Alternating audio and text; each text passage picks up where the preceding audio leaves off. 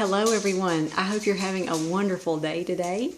This is an update on my vandas. I promised a subscriber I would do this and show how I have these vandas propped up in these glass vases. Because I found out that probably the hardest thing about this was doing just that, was just getting the setup right.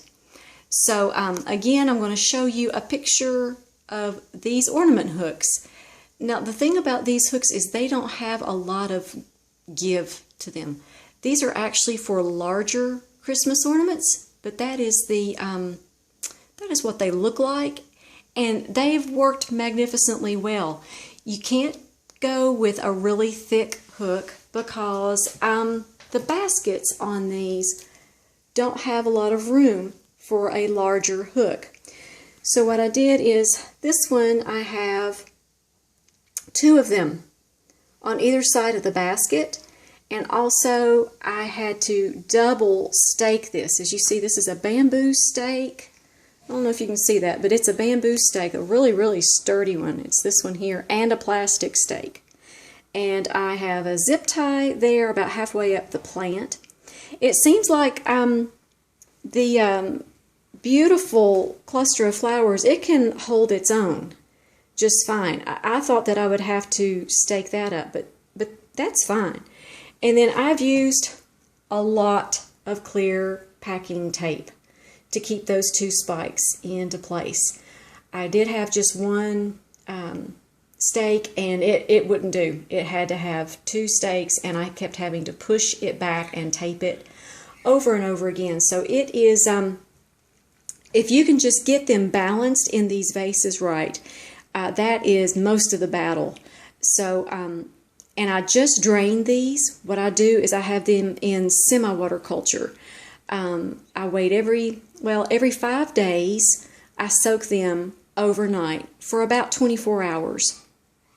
And I try to have the water out of them by, I don't know, 4 o'clock or so the next day, because when I drain the water out of this vase, the water goes everywhere.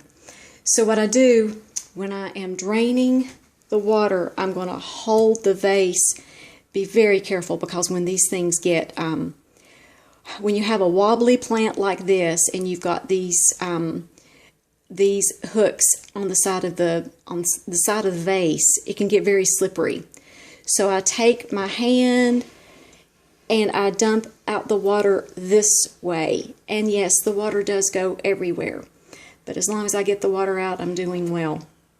Make sure you do that around like a double sink or somewhere where you have plenty of room for the water to go. Now this one, the spike of beautiful flowers has already faded. When I bought it, it was already in full bloom, and I noticed that one of the flowers had faded, but it was that dark purple one.